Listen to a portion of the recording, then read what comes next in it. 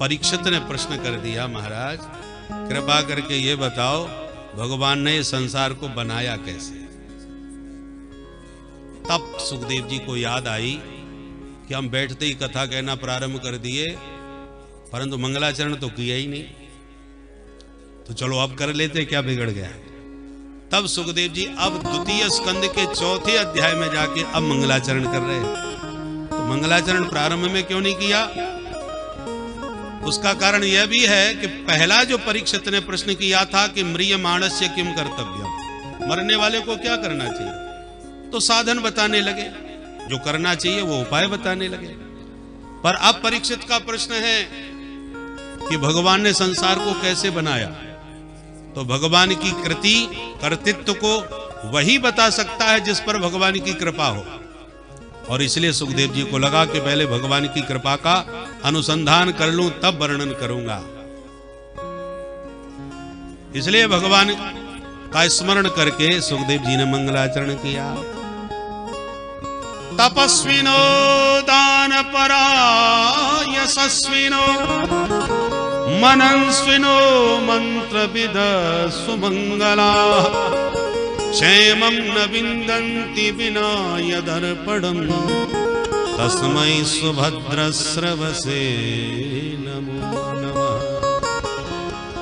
कोई कितना भी बड़ा तपस्वी हो, यशस्वी हो, तेजस्वी हो, मनस्वी हो, मंत्र ज्ञाता ऋषि हो, पर जब तक भगवान के चरणों में अपना आत्मसमर्पण नहीं करेगा तब तक कदापि उसका कल्याण नहीं हो सकता।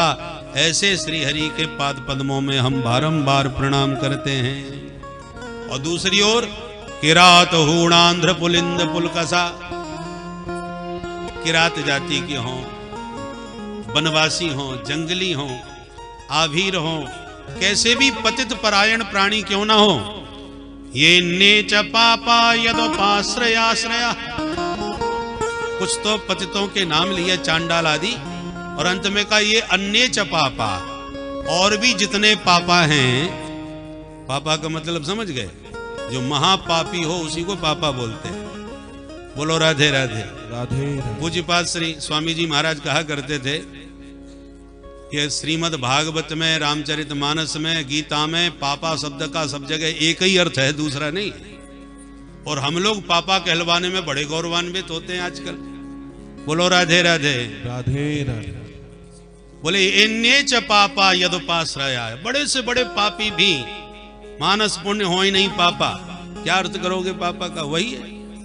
तो बड़े बड़े पापी भी जिन प्रभु का चरणाश्रय ग्रहण करते ही शुद्धयंती, परम पवित्र हो जाते हैं, शुद्ध हो जाते हैं, ऐसे प्रभु के श्री चरणों में हम बारंबार प्रणाम करते हैं। वो प्रभु मेरी वाणी पर आकर के मुझे शक्ति प्रदान करें। सोलंकृशिष्ट भगवान बचांसी में, बचांसी शब्द बहुवचन है, बचसी बचसी बचांसी, तो वाणी तो एक ही होती है, बहुवचन का प्रयोग क्यों किया? बोले वाणी एक नहीं होती, वाणी भी कई प्रकार की होती है। परा, पश्यंती, मध्यमा, वैखरी, ये चार प्रकार की जो वाणी है, सभी वाणियों को शक्ति संपन्न करने के लिए बहुवचन का प्रयोग किया है। भगवान बचांसी में, मेरी उन सभी प्रकार की वाणियों को भगवान शक्ति संपन्न करे, ऐसा मंगलाचरण करके तब सुखदेव जी कहते हैं, परीक्षित जो प्रश्न तुमने हमसे पूछा, यही प्रश्न एक दिन नारद जी ने अपने पिताश्री से भी पूछा था। जब ब्रह्मा जी ध्यान लगाए बैठे थे तो नारद जी ने पूछा, पिताजी जब समस्त संसार का सृजन आपने किया तो ध्यान किसका लगाते हो, आपके ऊपर कौन है? तब ब्रह्मा जी ने समझाया, वत्स नारद मेरे ऊपर भी कोई है। प्रकृति पुरुष की साम्यावस्था में प्रलय हो जाता है और वैषम्या अवस्था में सृजन प्रारंभ होता है। परम पुरुष प्रभु ने जब प्रकृति को देखा तो उनकी दृष्टि मात्र से ही प्रकृति में क्षोभ उत्पन्न हो गया। उससे सबसे पहले महत तत्व की उत्पत्ति हुई। महत तत्व से त्रिविध अहंकार सत्व रज तम की उत्पत्ति हुई। उसमें तमोगुण के द्वारा पंच महाभूत और पंच तन्मात्राओं की उत्पत्ति हुई। पंच महाभूत हैं पृथ्वी, जल, तेज, वायु, आकाश। तन्मात्राएं हैं शब्द, स्पर्श, रूप, रस, गंध। सबसे पहले आकाश उत्पन्न हुआ, आकाश का गुण उत्पन्न हुआ शब्द। आकाशात वायु, आकाश से फिर वायु का उद्भव हुआ। तो वायु में दो गुण आ गए, एक पिता का गुण और एक अपना गुण। पिता का गुण क्या है? शब्द। और वायु का अपना गुण क्या है? स्पर्श। तो वायु में दो गुण आ गए, शब्द और स्पर्श। वायु से उत्पन्न हुआ कौन? अग्नि। वायु से जब अग्नि उत्पन्न हुआ तो अग्नि में तीन गुण आ गए, एक अपना और दो अपने पूर्वजों का, शब्द, स्पर्श और रूप। अग्नि का अपना गुण है रूप। फिर अग्नि से उत्पन्न हुआ जल, तो जल में अपना गुण है रस। तो इसलिए जल में चार गुण आ गए, शब्द, स्पर्श, रूप और रस। फिर जल से उत्पन्न हुई पृथ्वी, तो पृथ्वी का अपना गुण है गंध, तत्र गंधवती पृथ्वी।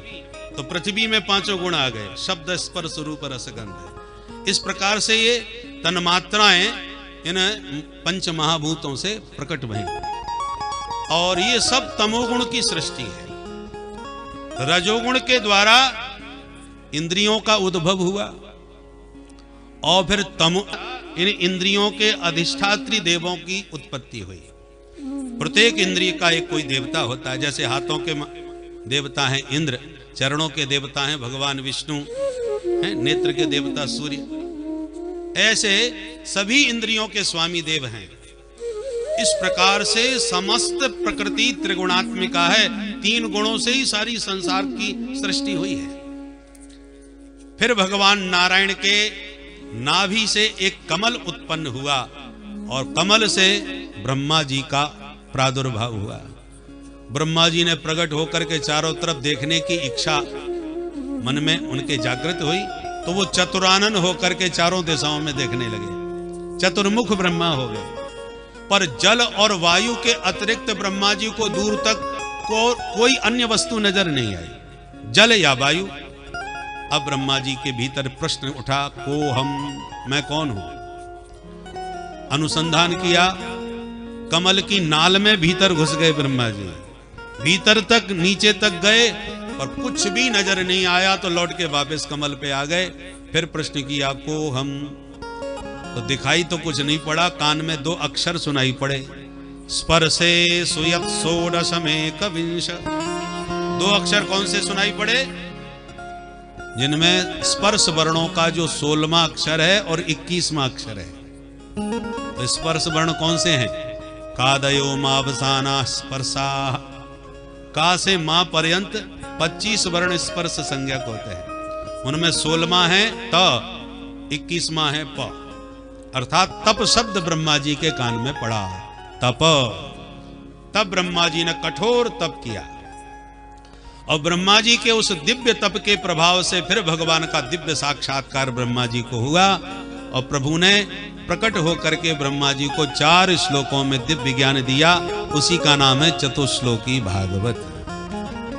ज्ञानम परम गुह्यम में यद विज्ञान समन्वितम सरहस्यम तदंगम च गृहाण गदितम मया।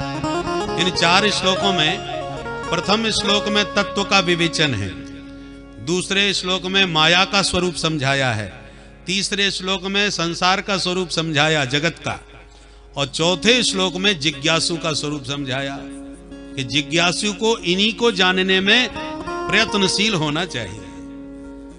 तत्व क्या है, माया क्या है और जगत क्या है, बस इसी को जानने में अपने जीवन का अधिक से अधिक समय लगाना चाहिए। जबकि कर रहे हैं हम बिल्कुल विपरीत।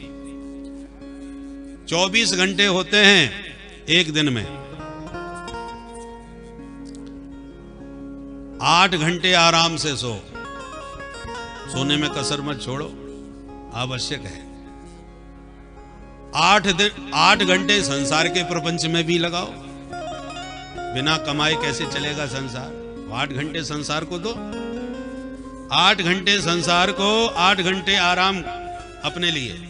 तो 8 घंटे तो भगवान को सौंपना चाहिए कि नहीं? परंतु 8 घंटे सोने में कोई कसर नहीं, 8 घंटे संसार के प्रपंच में कोई कमी नहीं, परंतु भजन की बात करो 8 घंटे की, तो 8 मिनट का भी समय किसी को नहीं। भजन के लिए, जिसके लिए जीवन मिला है उसी के लिए हमारे पास टाइम नहीं है, और सब प्रपंचों के लिए खूब पर्याप्त समय होता है।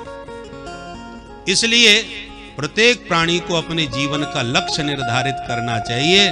श्रीमद् भागवत बार बार हमको हमारा जीवन का लक्ष्य, जीवस्य तत्व जिज्ञासा, प्रारंभ में भी कहा और चतुश्लोकी में वही बात बताई कि तत्व को, माया को और जगत को पहचानो, जानो, क्योंकि मनुष्य शरीर में जान पाओगे, पशु पक्षी बन गए फिर नहीं जानने वाले।